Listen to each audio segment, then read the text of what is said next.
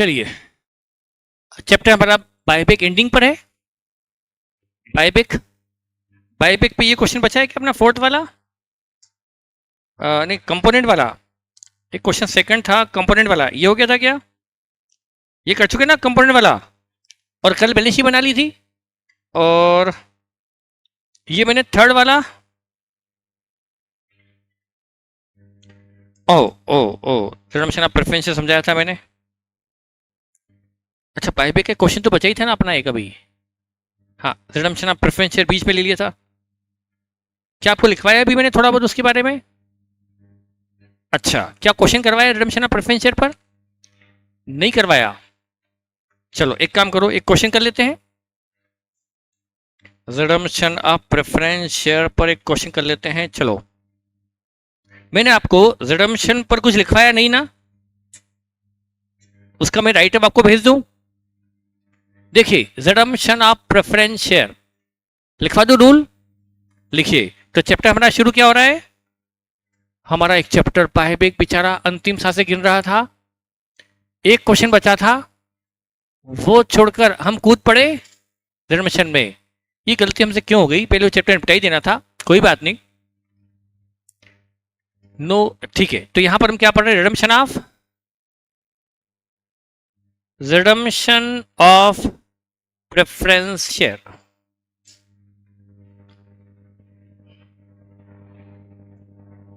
Preference share का redemption मतलब preference shareholder को उनकी मनी वापस करना। हमेशा मैं एक कंपनी बन जाता हूं और आप बन जाते हैं प्रेफरेंस शेयर होल्डर, चलेगा? आपकी इच्छा तो आप कंपनी बन जाओ, आ जाओ इधर, चलेगा? ठीक है, तो मैं क्या हूं? कंपनी। मैंने आपसे मनी ली और आपको मैंने इशू कर दिए प्रेफरेंस शेयर। और जब इशू किए थे तब मैंने कहा था कि मैं आपको 7 साल बाद रिडीम करूंगा, मतलब 7 साल बाद आपकी मनी वापस करूंगा। तो 7 ईयर हो गई, 7 ईयर के बाद डेट आएगी, उसको कहेंगे ड्यू डेट ऑफ रिडम्पशन। तब मुझे आपको आपकी मनी वापस करनी पड़ेगी। अब जब रिडम्पशन होगा, रिडम्पशन से मतलब मेरी प्रेफरेंस शेयर की बिल कम होगी, शेयर की बिल कम होगी, और शेयर की बिल कम होगी तो क्रेडिटर की सुरक्षा प्रभावित होगी। आपको याद आ गया कि बार बार याद दिलाना पड़ेगा? रोज याद दिलाता हूं। कैपिटल कम होती है तो क्रेडिटर की सुरक्षा। तो उसके लिए सेक्शन 55 ने सर्टेन अरेंजमेंट किए हुए हैं। ठीक है, तो हम एक काम करते हैं, रिडम्पशन ऑफ प्रेफरेंस चैप्टर ही शुरू कर देते हैं। जल्दी खत्म हो जाएगा, एक दिन में खत्म, आज खत्म। सबसे पहली कंडीशन, जो प्रेफरेंस शेयर है, यदि आपके शेयर पार्टली पेड अप है तो मैं आपको रिडीम कर ही नहीं पाऊंगा। मान लो आप सभी के शेयर 100 वाले थे, मैंने सभी से 80 लिया हुआ है, 80 कॉल्ड अप, 80 पेड अप। आप सभी से 80 ले रखा है, मतलब अभी preference share fully paid up. तो मैं आपको, आपका ऐसा नहीं है कि 80 मिला था 80 लेके रवाना हो जाओ, नहीं। कंपनी से एक अजीब सी सिचुएशन डाल देता है यहां पर कि मुझे क्या करना पड़ेगा, पहले आपसे 20 रुपए मंगाने पड़ेंगे। लाओ 20 रुपया, इधर ले जाओ 100 रुपया। मतलब ये 20 रुपए का अननेसरी कैश मूवमेंट है। इधर 20 आया, इधर 100 गया, तो 20 लेकर मैं आपको 100 वापस करूंगा। ये रूल है। पार्टली पेड अप प्रेफरेंस का रिडम्पशन नहीं हो सकता। ये आपने फाउंडेशन में पढ़ा होगा, नहीं पढ़ा होगा तो मैं बता दूं उन बच्चों के लिए वो भी। तो यहां पर सबसे पहला रूल क्या है? Partly paid preference share cannot be redeemed, cannot be redeemed। मतलब पार्टी पेड प्रेफरेंस शेयर की रिडम्पशन नहीं हो सकती। तो पहले क्या करना पड़ेगा? यदि आपको क्वेश्चन में आ जाए पार्टली पेड अप, तो पहले क्या करो? फुली पेड अप की एंट्री पास करो, उसके बाद ही आप उसका रिडम्पशन कर सकते हो। करेक्ट। दूसरा, S per section 55, S per section 55 कौन से का? Label law, companies act. मैं नहीं लिख रहा हूं, आप ही का टाइम बचेगा। क्या है number? As per section 55, redemption can be out of fresh issue, out of fresh issue या out of free reserve, out of fresh issue या out of free reserve.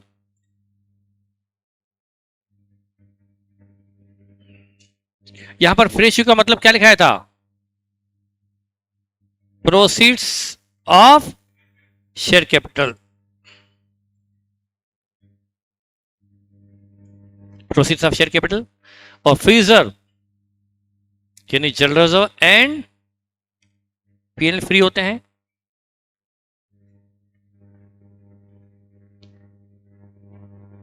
If redemption is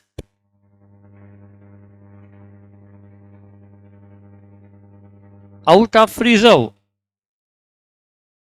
redemption is out of reserve, then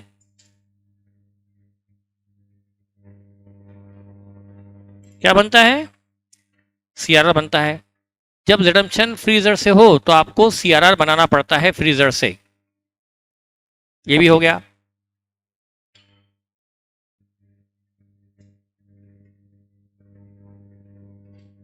correct.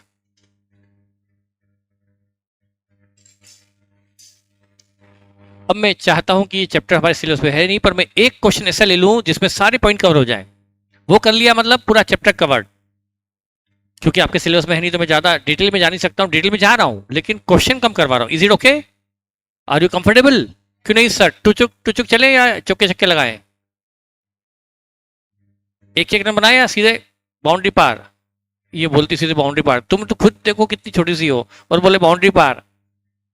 बाकी किसी ने बोला, सीधा उसने बोला हिम्मत करके। क्या करूं? एक एक रन खेलना है टुचुक टुचुक या सीधे चौका छक्का? हाँ मतलब, अरे भाई मैं छोटे छोटे 2-3 क्वेश्चन कराऊं या एक क्वेश्चन करा के सारा काम कर दूं, ये मतलब है मेरा। आप समझ रहे क्रिकेट खेलने चलें क्या? सब खुश हो रहे हैं, बोलो क्या करूं? एक क्वेश्चन में सारा काम निपट जाएगा। ठीक है बेटा, तो एग्जाम्पल मैं अभी पिछली आपको बता, मेरा बायबैक कितने दिन चला? अभी भी खत्म नहीं हुआ, पर ये हटा दो, कितने दिन चला? 5 दिन, 6 दिन। और मैंने वही बायबैक 1.5 घंटे में खत्म कर दिया। एग्जाम ओरिएंटेड बेस में जो बच्चे पहले पढ़े हुए हैं उनका बायबैक 1.5 घंटे में पूरा खत्म, which each and every point covered by example and question भी करवाया मैंने उनको। 1.5 घंटे में पूरा बायबैक खत्म। मतलब मेरी स्पीड 1.5 घंटे में बायबैक कराने की भी मेरी हैसियत है, और वही बायबैक मैं आपको करे जा रहा हूँ क्योंकि आप ताजे ताजे बच्चे हो तो टाइम लग रहा है। ठीक है बेटा, एग्जाम्पल लेते हैं। एक क्वेश्चन में सब कुछ कवर कर दे रहा हूं, ठीक? ये है वो बता रहा हूं ना मैं इसके अंदर, वो इस एग्जाम्पल में सब कवर कर लूंगा मैं। 6% preference share capital ₹20 lakh,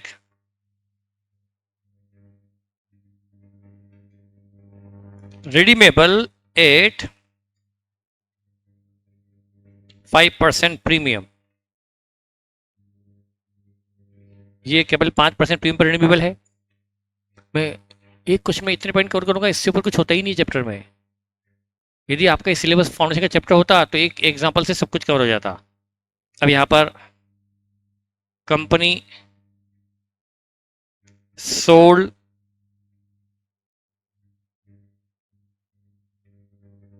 investment of ₹6 lakh at 575 to arrange funds for above redemption। ऊपर वाले रिडम्पशन के लिए कंपनी ने अपने इन्वेस्टमेंट बेच दिए 5.75 में, जबकि उनकी बुक वैल्यू 6 लाख थी, 25 का लॉस हुआ।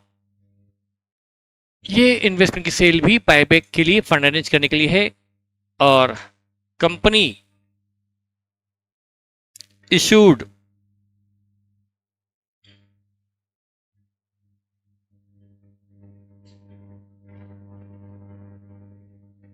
$8,000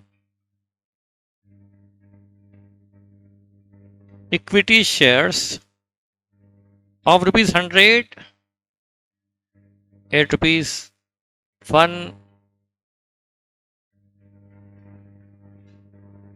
15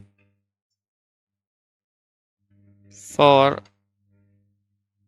अबोव रिडम्पशन। इस रिडम्पशन के पर्पज से कंपनी ने फ्रेश इशू भी लाया। ये है fresh issue for the purpose of redemption.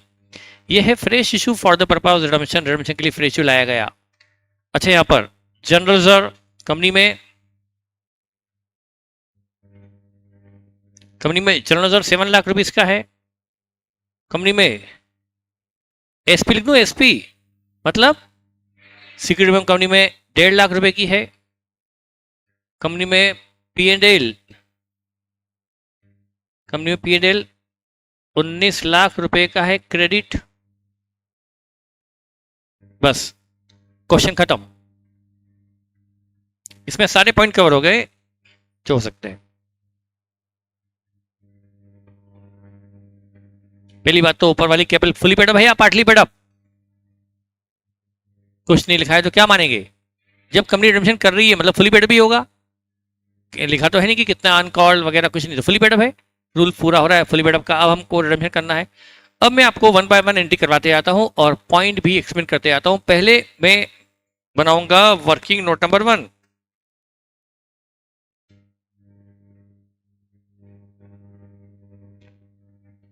Amount to be transfer to CRR।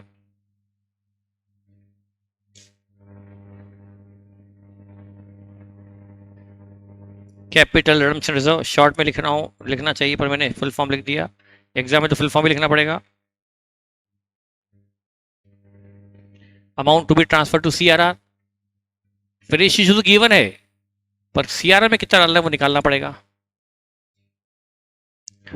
सारा कॉन्सेप्ट एक ही पॉइंट से क्लियर होने वाला है। बायबैक और मैं आपको कंपेयर भी कर लूंगा क्योंकि आप कंफ्यूज ना हो जाओ। देखिए यहां पर अमाउंट टोटल जैसा बायबैक में करते थे ना, मैं बिल्कुल वैसा ही प्रैक्टिस। आपके 20 लाख प्लस 5% 21 लाख अमाउंट है ना। 20 लाख प्लस 1 लाख 5% 21 लाख का अमाउंट आपको देना है रिडम्पशन पर। यह है अमाउंट इन्वॉल्व। इसके 2 टुकड़े करो। कितना कितना करूं? 20 लाख और यस, यह है preference share capital to be redeem और यह है premium on redemption. Premium on redemption यह है ₹20 लाख। यह है ₹1 लाख।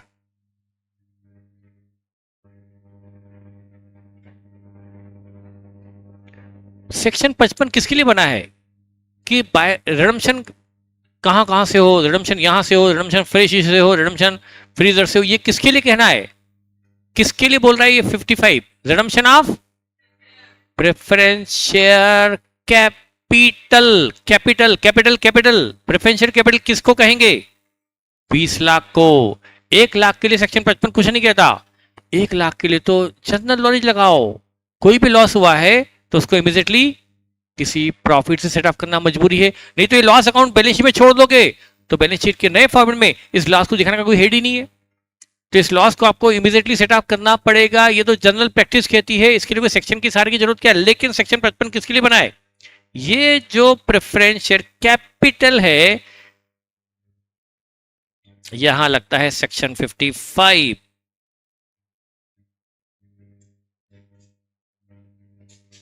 ये सेक्शन 55 किसके लिए? 20 लाख के लिए। ये है रिडम्पशन कहां कहां से होता है? Redemption out of, yes, redemption out of.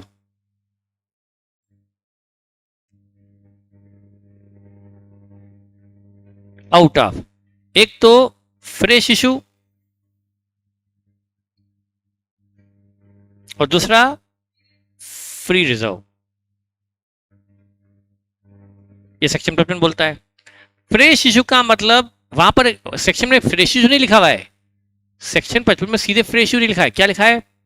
Out of proceed of share capital. वो तो मैं इजी करने के लिए, कंफर्टेबल करने के लिए फ्रेश इशू बोल देता हूं, पर वहां पर जो प्रिसाइज लैंग्वेज है वो फ्रेश इशू नहीं, प्रोसीड ऑफ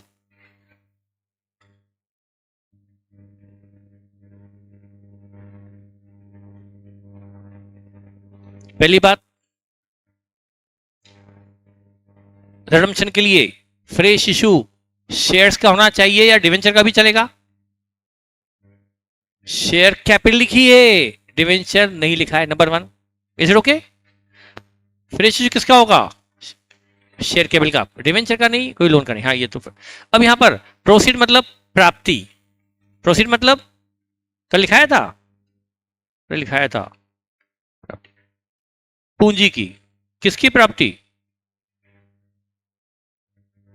पूंजी की प्राप्ति, प्राप्ति पूंजी की, यह है प्रोसीड ऑफ कैपिटल। अब यहां पर देखिए, यहां पर प्रोसीड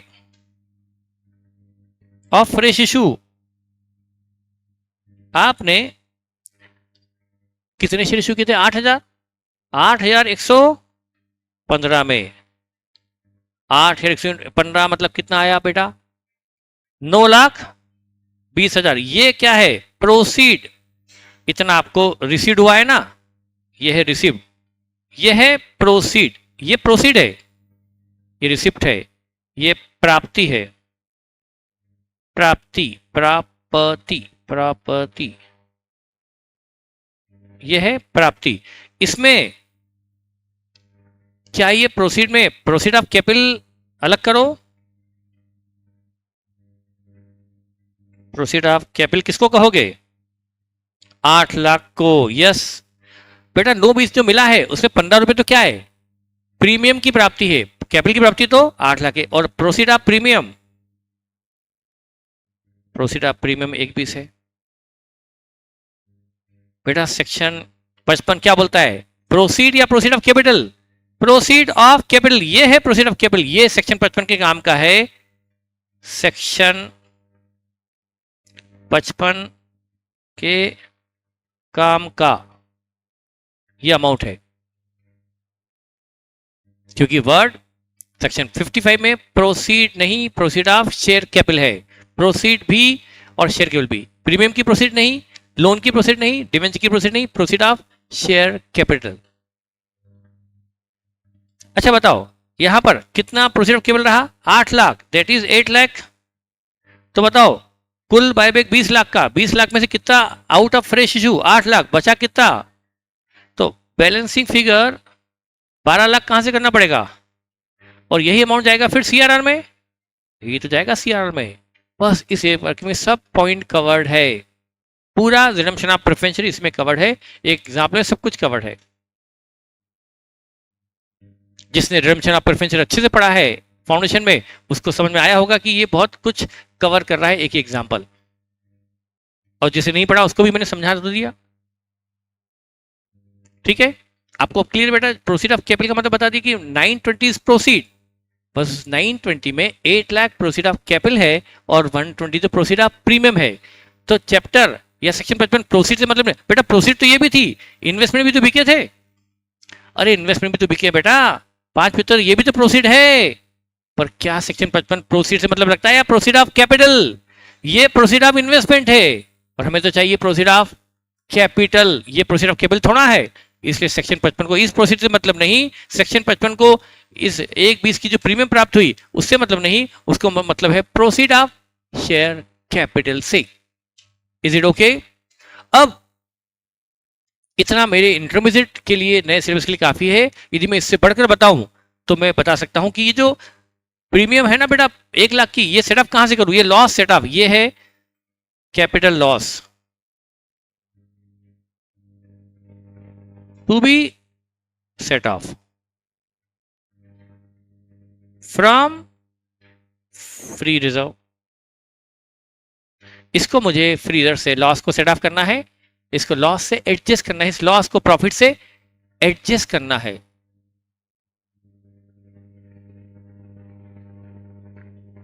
जहां मैं इस प्रीमियम ऑन रिडम्पशन के कैपिटल लॉस को मतलब जो प्रीमियम में दे रहा हूं, क्या इस लॉस को मुझे पुरानी मिली हुई प्रीमियम के प्रॉफिट से सेट ऑफ नहीं कर सकता?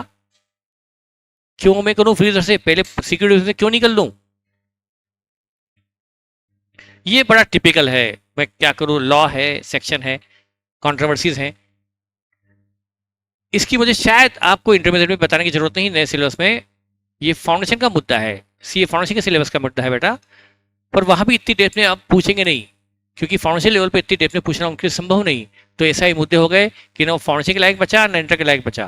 तो ये प्रीमियम का लॉस सेटअप हम बायबैक में, तो हम प्रीमियम ऑन बायबैक को सिक्योरिटी में सेटअप करते थे, क्योंकि सिक्योरिटी प्रीमियम तो वहां फ्रीजर होते थी, करते थे, प्राइड भी करते थे, कल ही की हमने। लेकिन यहां नहीं करेंगे, क्योंकि यहां पर हम एज्यूम करेंगे कंपनी पर सेक्शन 133 एप्लीकेबल है। बताया था मैंने आपको, यदि कंपनी पर सेक्शन 130 एप्लीकेबल है तो हम इस प्रीमियम ऑन रिडम्पशन के लॉस को 1 लाख को पुरानी सिक्योरिटी प्रीमियम से सेटअप नहीं कर सकते।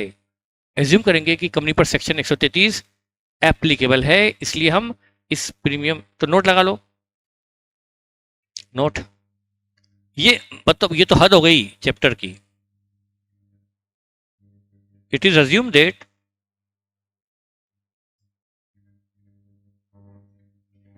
section 133 is applicable on company, hence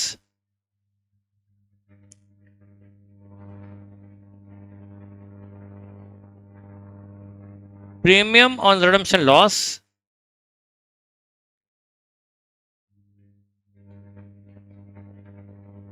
of rupees 1 lakh not adjusted from security premium reserve। Security premium, ये जो रिजर्व है, पुराना रिजर्व है, उससे हमने सेटअप नहीं किया। और क्यों नहीं किया, हमने मान लिया कि कंपनी पर सेक्शन 133 एप्लीकेबल है, company is governed by section 133, hence this.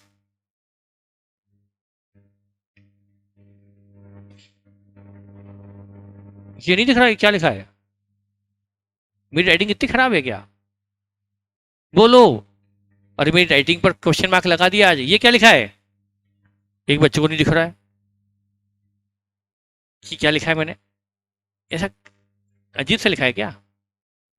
ये भी अजीब सा बोल रही है। अच्छा ढंग से लिखता हूँ, लो,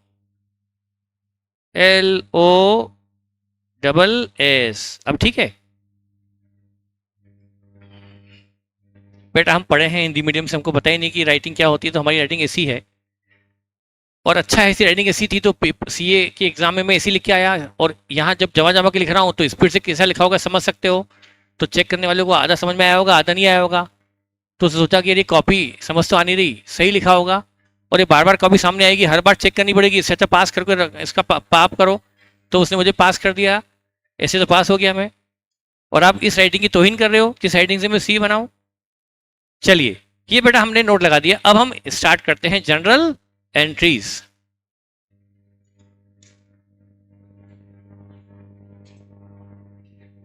नंबर 1, हमने इन्वेस्टमेंट बेचे हैं, मैं नरेशन नहीं लिखूंगा, इन्वेस्टमेंट बेचे हैं 575 में बेचा है, जबकि इन्वेस्टमेंट 6 लाख रुपीज का था।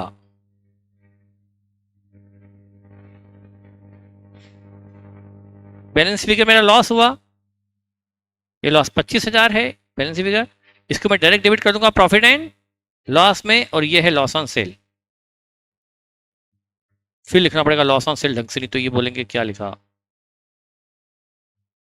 लॉस। अब दिख रहा है कि अभी भी नहीं दिख रहा है? दिख रहा है, लॉस ऑन सेल। ये बेटा हमने इन्वेस्टमेंट बेच दिया, लेकिन इन्वेस्टमेंट बेचना कोई सेक्शन 55 का मैटर है नहीं, ये तो एक कंपनी ने फंड अरेंजमेंट के लिए इन्वेस्टमेंट बेचे हैं। सेक्शन 55 तो प्रोसीड ऑफ से मतलब नहीं रखता, प्रोसीड ऑफ कैपिटल से मतलब रखता है, और ये तो प्रोसीड ऑफ इन्वेस्टमेंट है। हाँ, अब फ्रेश इशू आया, bank debit, fresh issue 8,000 share का है 9/20 पर, bank debit 920 to equity share केवल 8 लाख,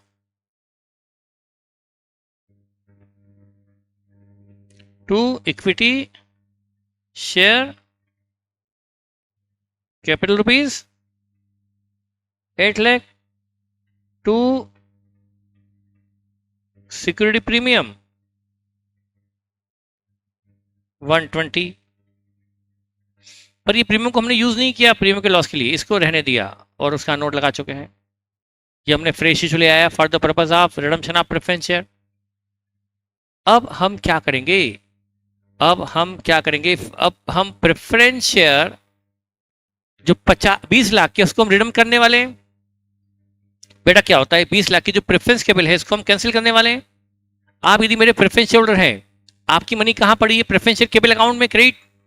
जब मैंने आपको शेयर इशू किए थे तो एंट्री की थी bank debit to preference share capital. अब मैं वो मनी मुझे आपको देना है। क्या मैं सारे चेक, देखिए अब तो ऑनलाइन होता है, अब तो सारा एक शॉट में हो जाता है, पर पहले चेक बनते थे। आप मेरे हजारों शेयर होल्डर हो, सबको मुझे चेक इशू करने, क्या सबके चेक एक दिन में बन जाएंगे?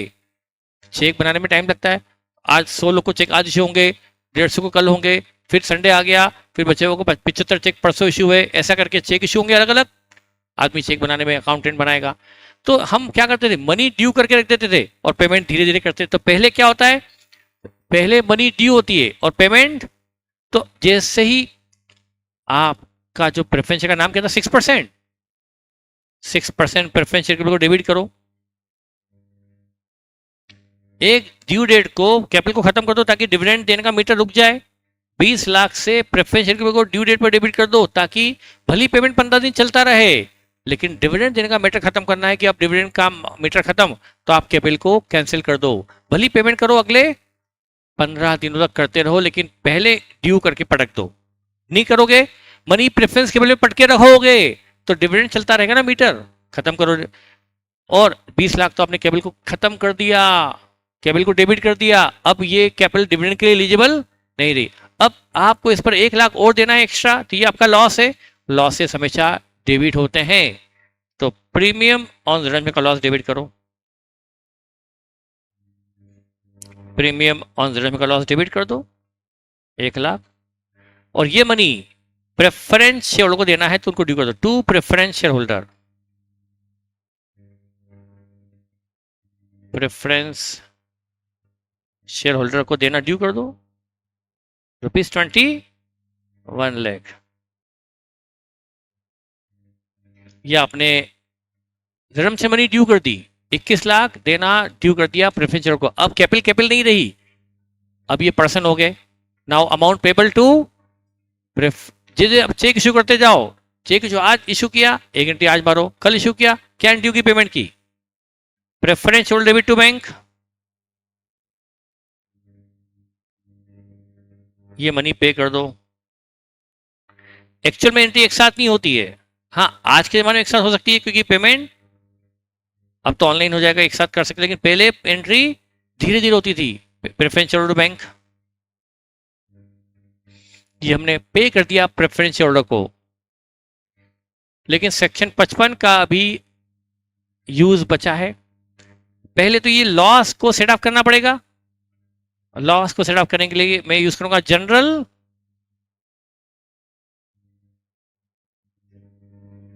को डेबिट करूंगा और प्रीमियम वाले लॉस को क्रेडिट करूंगा।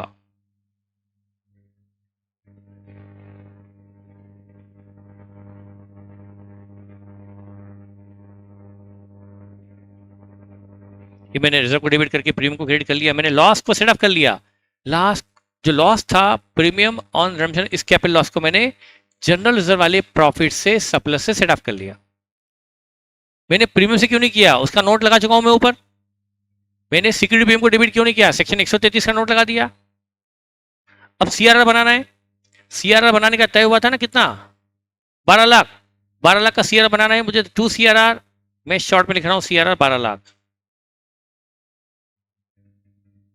2 CRR 12 lakh as per working number 1। 12 lakh, क्योंकि 20 लाख की कैपिटल में से 8 लाख का फ्रेश आ चुका है, तो 12 लाख का रिडम्पशन आउट ऑफ फ्रीजर होगा, उसके लिए आपको बनाना पड़ेगा सीआरआर। अब फ्रीजर में से पहले यूज करूंगा जनरल। कितना था हमारे पास, 7 लाख था क्या, 7 लाख था, 1 लाख बचा, यूज हो गया, बचा 6 लाख का रिजर्व पूरा पूरा यूज कर डालो। लेकिन अभी भी कम पड़ रहा है, और कितना कम पड़ रहा है, 6 लाख। कहां से ले आओ, पीएनएल से ले आओ 6 लाख। बस ये हमने सेक्शन 55 की रिक्वायरमेंट को पूरा करते हुए सीआरआर क्रिएट कर दिया, क्योंकि रिडम्पशन 12 लाख का आउट ऑफ फ्रीजर था। 8 लाख का आउट ऑफ फ्रेश इशू था, खत्म, ये एंट्री खत्म, रिडेम्पशन ऑफ प्रेफरेंस शेयर की।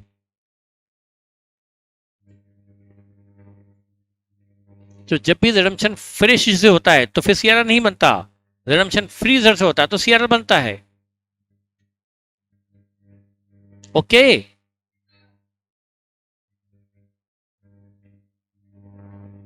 तो हमारा एक चैप्टर और खत्म हो गया, रिडेम्पशन ऑफ प्रेफरेंस शेयर, जो मैंने बीच में ही कवर कर लिया। अब जो मेरे पास टाइम बचा है, ये जो टाइम बच गया मेरे पास अभी 22 मिनट है ना, इस 22 मिनट में मैं आपको वो क्वेश्चन नहीं करा सकता, कौन सा वाला, लास्ट क्वेश्चन बायबैक का। एक ही क्वेश्चन बचा है ना बायबैक का, नहीं अभी तो वो चल रहा है जिसमें रिडेम्पशन ऑफ प्रेफरेंस शेयर भी है, चलो वही कर लेते फिर। तो अभी मुझे आपको बोनस भी बताना है, बता दूं, एक चैप्टर और बता दूं, इश्यू ऑफ बोनस शेयर, क्या आपको फाउंडेशन में था, किस किस को आता है?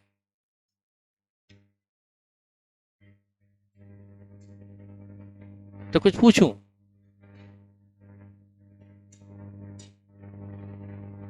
ये आपके सपोर्ट में काम कर रहा हूं मैं, ताकि इनकी भी थोड़ी धज्जियां उड़ा दी जाए, थोड़ा सा इनको डिमोटिवेट कर दिया जाए, ताकि जितना मतलब मन लगा कर आप पढ़ रहे हैं, क्योंकि आप पढ़ा उतना मन लगा कर ये भी पढ़ें जो अभी अभी 10 दिन पहले पढ़ के आए हैं। ऐसा नहीं कि नहीं आता होगा, आपको डर लग रहा होगा, डर लग रहा है वो सही बात है, पढ़ा हुआ अच्छे से होगा, कोई बात नहीं। सबसे पहली बात मैं आपको बोनस भी बता ही देता हूं। अब हमारा नया चैप्टर शुरू हो रहा है, issue of bonus share, issue of bonus share.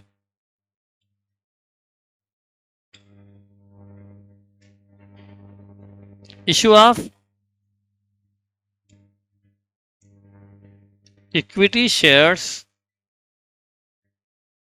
to existing equity shareholders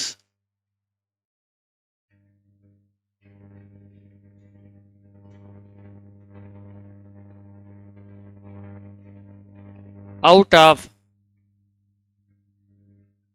reserves, that is without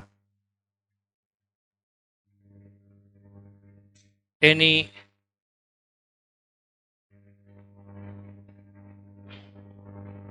consideration, कुछ भी लिए बगैर, that is free of cost, free issue. Share holder से कुछ भी लिए बगैर, कुछ भी लिए बगैर उसे शेयर को इशू करना बोनस इशू कहा जाता है। यदि मैं कंपनी हूं और आप मेरे इक्विटी शेयर होल्डर हैं और मैं आपको कुछ शेयर फ्री में दे रहा हूं, कुछ भी लिए बगैर दे रहा हूं, विदाउट एनी कंसिडरेशन आपको मैं शेयर इशू कर रहा हूं, तो वो इशू को बोनस इशू कहा जाता है। ये एडिशन शेयर हो गए। एक एम्प्लॉय है, उसकी सैलरी है 3 लाख रुपए महीना, तो उसको 3 लाख तो मिला और साथ में 10,000 और मिल गया, तो 10 क्या हो गया, बोनस मिल गया, एडिशनल अमाउंट जो मिला बोनस। तो ऐसे ही आपके पास 5,000 शेयर हैं और आपको मैंने 1,000 शेयर और दे दिए फ्री में, तो ये क्या हो गए, बोनस शेयर। अब बेटा ये बोनस इशू कंपनी अपने एग्जिस्टिंग इक्विटी शेयर होल्डर को फ्री में शेयर देती है, फ्री में। मैं कंपनी हूं, आप मेरे इक्विटी शेयर होल्डर है, बेटा मेरे पास आपका प्रॉफिट रखा हुआ है, रिजर्व्स रखे हुए हैं, पीएनएल रखा हुआ है, जनरल रिजर्व है, पीएनएल है, समथिंग है, ये मेरे पास जो रिजर्व्स रखे हुए हैं आपके, वो आप ही के हैं, आप मेरे इक्विटी शेयर होल्डर हैं और इक्विटी शेयर होल्डर के ही होते हैं ये सारे रिजर्व्स। ये रिजर्व आज नहीं तो कल मुझे आपको देना ही है, कंपनी वाइंड अप होगी तब तो देना ही है, इसके बीच में भी आपको इससे डिविडेंड बांट सकता हूं, कई सारे रिजर्व है, तो reserve surplus equity share holder के ही होते हैं। यदि उसी रिजर्व में से मैं आपको फ्री में शेयर दे दूं, तो ये मैंने आपके ऊपर ऐसा नहीं किया, आप ही का रिजर्व था, आप ही को मैंने शेयर्स के फॉर्म में बांट दिया, शेयर्स के फॉर्म में प्रॉफिट आपको डिस्ट्रीब्यूट कर दिया, फ्री में शेयर दे दिए। यदि मैं आपको फ्री में शेयर दे दूं रिजर्व सरप्लस में से, तो वो कहा जाता है बोनस इशू। उसके लिए मेरे पास रिजर्व सरप्लस होना चाहिए। मतलब ये है, देखिए समझिए बेटा, होना क्या है, अभी इसको मत लिखना, ये आपकी इक्विटी शेयर कैपिटल है, 10,000 share fully paid up 10 lakh, या मेरे पास रिजर्व एंड सरप्लस है 3 लाख, मैंने इसमें से 2 लाख रिजर्व सरप्लस से डेबिट किए और शेयर कैपिटल में 2 लाख क्रेडिट कर दिए। तो ये क्या हो गया, मैंने रिजर्व सरप्लस डेबिट करके शेयर कैपिटल क्रेडिट कर दी। मैंने ये कहा जाएगा मैंने आपको बोनस शेयर दे दिए। इसको बोलते हैं एक तो बोनस इशू, एक और बोलते हैं, मुझे याद नहीं आ रहा है, इनको किसी को याद आ रहा हो क्या बोलते हैं इसको, जिनका पढ़ा हुआ है उससे पूछ रहा हूं। एक तो इसको बोनस इशू बोलते हैं, एक और बोलते हैं, क्या बोलते हैं इसको, मुझे याद नहीं आ रहा है। हाँ नहीं बेटा, वो तो अलग ही चीज होती है। इस बोनस इशू को एक चीज और बोलते हैं, नाम तो बता दो, एक और क्या बोलते हैं, बोल दूं, मुझे याद आ गया, बोल दूं, अरे रहने दो, क्या करना दूसरा नाम जान करके, एक चीज ही बहुत है, इश्यू ऑफ बोनस शेयर, दूसरा नाम क्यों बताओ, छोड़ दूं, छोड़ दो चलो। हाँ मैं थोड़ा सा भाव खाता हूं जानबूझ के ताकि मेरी वैल्यू बढ़ जाए। उसको बोलता कैपिटलाइजेशन ऑफ रिजर्व्स, क्या बोलते हैं, कैपिटलाइजेशन ऑफ रिजर्व्स भी कहा जाता है। मैंने रिजर्व्स को कैपिटलाइज कर दिया, रिजर्व्स को कैपिटल में कन्वर्ट कर दिया, it may be called capitalisation of reserves. Chapter का नाम क्या हो गया,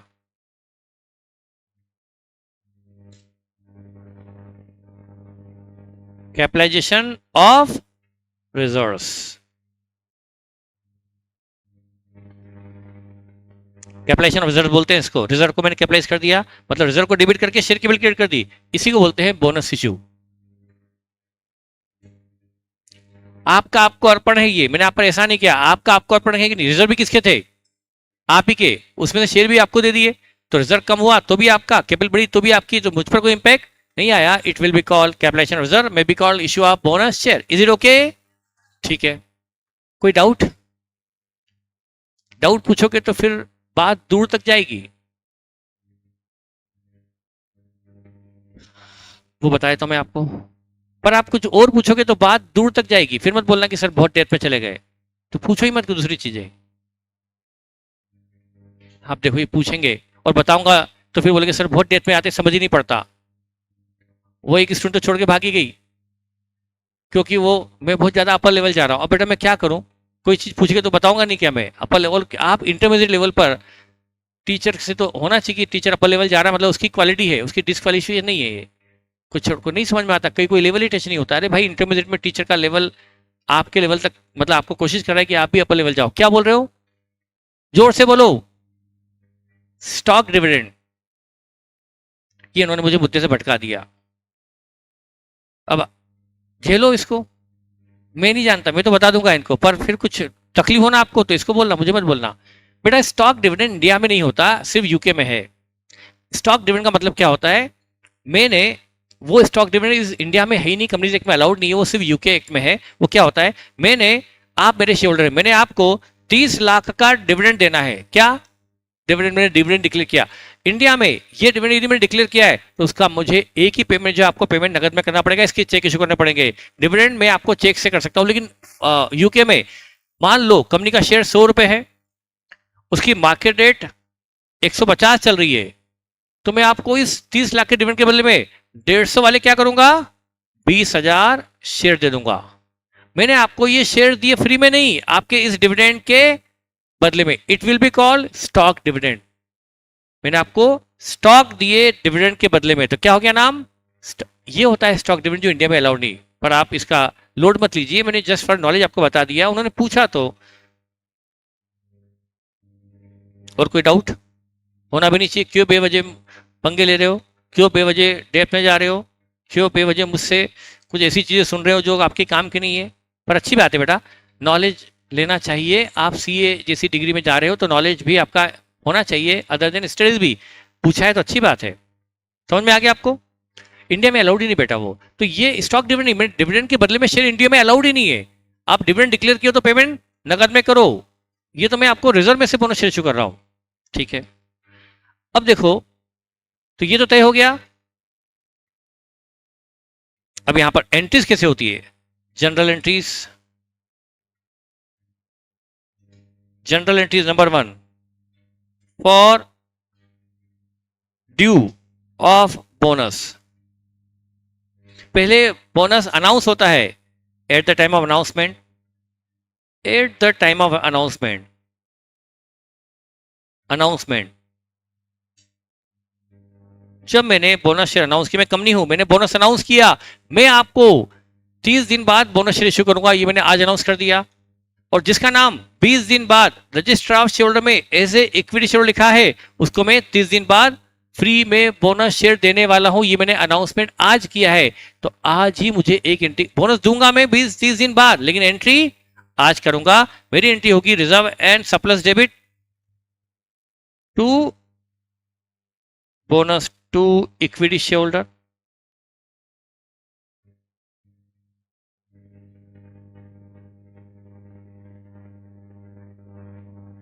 आफ्टर फ्यू डेज मैं कह दूंगा अलॉटमेंट ऑफ बोनस शेयर।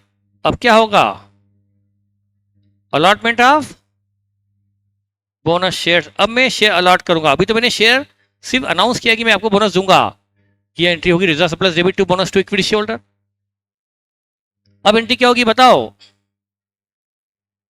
ये जो मैंने देना दिया, क्रेडिट किया, देना खत्म करूं, एंट्री होगी bonus to equity shareholder debit to equity share capital.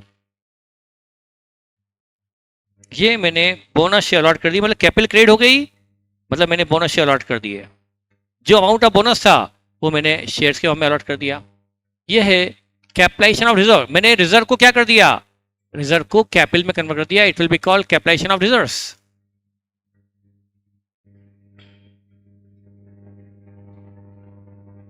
ये एंट्री है। अब bonus from which reserves,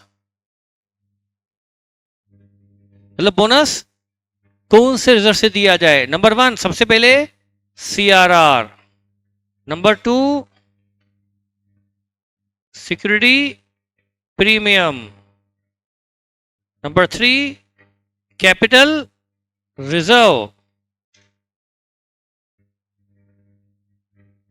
if realized, number 4 general reserve, number 5 P&L credit. ये है सीरियल जहां से आपको बोनस शेयर देना चाहिए। पहले क्या यूज करना चाहिए, सीआरआर सबसे पहले यूज करना चाहिए, उसके और लास्ट में P&L। ऑनलाइन वाले का तो अभी तक एक भी कमेंट नहीं, not a single comment till date, till time. बस तरुण सर पढ़ा के गए थे, दे आर नॉट ट्रेसेबल, उसके बाद 10:06 के बाद एक भी कमेंट नहीं। ऑनलाइन वाले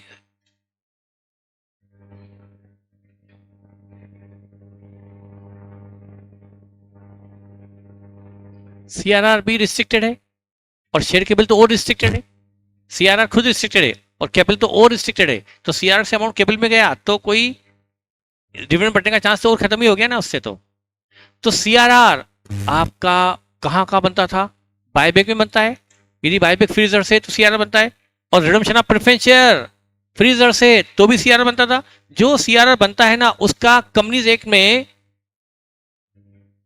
में एक मात्र यूज, प्रीमियम के तो 5 यूजेस हैं सेक्शन 52 में, इसका एक यूज है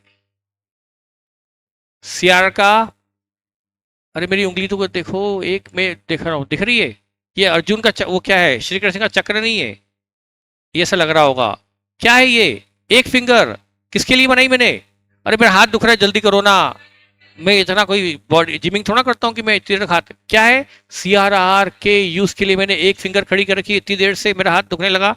सीआरआर का फर्स्ट एंड लास्ट यूज है issue of fully paid up bonus share. मतलब बोनस शेयर में इसको यूज कर सकते हो। जब आप बोनस शेयर यूज कर रहे हो, अभी बोनस शेयर इश्यू कर रहे हो, तो यूज कर लो या छोड़ दो इसको। अरे मौका लगती है अभी कर लो, नहीं तो फिर अगले बोनस इश्यू के लिए वेट करना पड़ेगा। तो चूंकि इसका एकमात्र यूज है issue of fully paid up bonus share, तो मुझे क्या करना चाहिए, सीआरआर को सबसे पहले यूज कर लेना चाहिए। नहीं समझ में आया, आ जाना चाहिए। और उसके बाद हाँ, लेकिन डू नॉट यूज, एक और बता दो जिसको यूज नहीं करना चाहिए, do not use revaluation reserve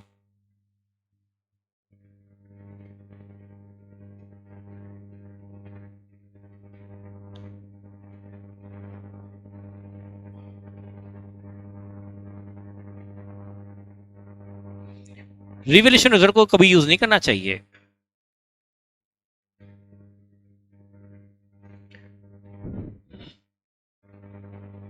समझिए, मेरे पास एक जमीन है, वो 50 करोड़ की है। मैं कंपनी हूं, कंपनी में जमीन पड़ी है 50 करोड़ की, उसकी वैल्यू बढ़कर हो चुकी है 80 करोड़ हो चुकी है। अब मैंने जमीन को बेचा नहीं, सिर्फ जमीन की वैल्यू को 80 करोड़ पे ले आया, क्योंकि आप अभी फ्यूचर में मुझसे पढ़ेंगे एस 10 परमिट करता है कि आप इस जमीन को रिवैल्यू करके 50 से 80 करोड़ पे ले आओ। तो मैंने लैंड जो मेरी बुक में 50 की है उसको मैं मार्केट वैल्यू पे दिखाना चाहता हूं ताकि बैलेंस शीट सही स्थिति दर्शाए। तो मैं जमीन को 30 करोड़ से बढ़ाऊंगा, तो एंट्री करूंगा land debit 30 crore to revaluation reserve. ये कौन सा प्रॉफिट है? रिवैल्यूएशन प्रॉफिट है। ये जाएगा रिवॉल्यूशन रिजर्व में एज पर एस 10 जो बताऊंगा मैं आपको। तो 25 करोड़ का प्रॉफिट जो ड्यू टू रिवॉल्यूशन है, क्या मेरी पॉकेट में 30 करोड़ आ गया? वो जमीन है उसको मैंने 50 से 30 पे दिखा दिया, 80 पे दिखा दिया, पर 30 करोड़ की जमीन अभी भी मेरे पास है, मैंने किसी को बेची नहीं है, तो मेरा प्रॉफिट अभी रियलाइज। तो जब 30 का प्रॉफिट रियलाइज ही नहीं है, सिर्फ हवाई प्रॉफिट है, किताबी प्रॉफिट है, बुकिश प्रॉफिट है, हवाई प्रॉफिट है, इससे आप बोनस शेयर इशू नहीं कर सकते। तो रिवॉल्यूशन रिजर्व से बोनस इशू अलाउड नहीं है। हाँ, लेकिन मैंने जमीन 50 की 80 में बेच दी होती, मैंने 50 की जमीन 80 करोड़ में बेच दी, तो बताओ मेरी जेब में कितना पड़ा है? 80 करोड़। 80 करोड़ में 30 का प्रॉफिट भी पड़ा है कि नहीं पड़ा है? वो 30 करोड़ का जो पैसा है प्रॉफिट, वो भी मेरी जेब में है, वो रियलाइज है, उससे मैं बोनस इशू कर सकता हूं। तो यदि वो प्रॉफिट जो 30 करोड़ रियलाइज है वो गया होगा कैपिटल रिजर्व में, लेकिन रिवॉल्यूशन वाला प्रॉफिट जाता है रिवॉल्यूशन रिजर्व में। तो यदि कैपिटल रिजर्व रियलाइज है तो उससे बोनस शेयर में इशू कर सकता हूं, क्योंकि वो प्रॉफिट मेरी जेब में आ चुका है। वो प्रॉफिट हवाई है या हकीकत, एक्चुअलिटी है या सिर्फ इमेजिनरी? कौन सा प्रॉफिट इमेजिनरी है? रिवॉल्यूशन सिर्फ किताबी है कि भाई जमीन 80 की हो गई, बेकी थोड़ा है, बेचने वाले तो शायद 72 भी नहीं मिले। तो 30 का प्रॉफिट यदि रिवॉल्यूशन है तो वो इमेजिनरी है, रिवॉल्यूशन है वो बोनस के लिए अलाउड, लेकिन जो प्रॉफिट यदि सेल पर है तो एक्चुअल है, रियलाइज है, फिर उससे बोनस इशू कर सकते हो। Is it clear? तो हमें सिक्योरिटी प्रीमियम से भी बोनस इशू अलाउड है, जनरल भी अलाउड है, पीएनएल से तो है ही सही। तो इस तरह से आपको पहले क्या यूज करना चाहिए? सबसे पहले कंपनीज एक्ट ये नहीं बोलता कि पहले सीआरआर यूज करो, फिर कौन बोलता है? मैं बोलता। मैं कौन? कंपनी का अकाउंटेंट। अरे मैंने कंपनी का अकाउंटेंट हूं ना मैं भाई, हर जगह क्या हूं मैं? कंपनी, उसका अकाउंटेंट। कंपनीज एक नहीं बोलता कि आपको बोनस इशू में इसको पहले यूज करना चाहिए। ये तो मैं कंपनी का अकाउंटेंट, तो कंपनी का फायदा सोच रहा हूं, तो पहले क्या यूज करूंगा? मैं ऐसा रिजर्व करूंगा जो रिस्ट्रिक्टेड है। सीआरआर का यूज आज नहीं करूंगा, आज बोनस इशू में डिक्लेयर कर रहा हूं, आज नहीं करूंगा तो अगले बोनस इशू में इसको यूज करना पड़ेगा। तो मैं मौका पड़ते ही क्या करूं? पहले यूज कर लूं सीआरआर, फिर बाकी की चीजें हैं। Is it clear? मैंने आपको बताया था कि पहले कौन सा यूज करना चाहिए, रिस्ट्रिक्टेड बताया था। एग्जाम आपको शायद याद नहीं आ रहा है, करेक्ट? याद आना चाहिए, क्योंकि बात मैंने आपको 3 दिन 4 दिन पहले बताई, फिर से बता दूं। ये चीज लॉजिक नहीं, ये चीज आपकी मेमोरी में फिट होना चाहिए। नहीं तो चीजें जाकर आपको क्या करना चाहिए, जो चीज बताई गई यदि आपके लिए वो उस दिन तकलीफ देती तो आपको लिखकर उसको 4 बार रिवाइज करना चाहिए, आगे तकलीफ नहीं होगी। मैं बता चुका हूं। मान लो आप अपने घर से आए, एक ट्रस्ट ने आपको 10,000 दिया कि भाई इससे सिर्फ क्या करोगे, आईसीआई की फीस भरोगे, और 40,000 दिए भाई जो करना है कर लेना। दिया था एग्जाम्पल।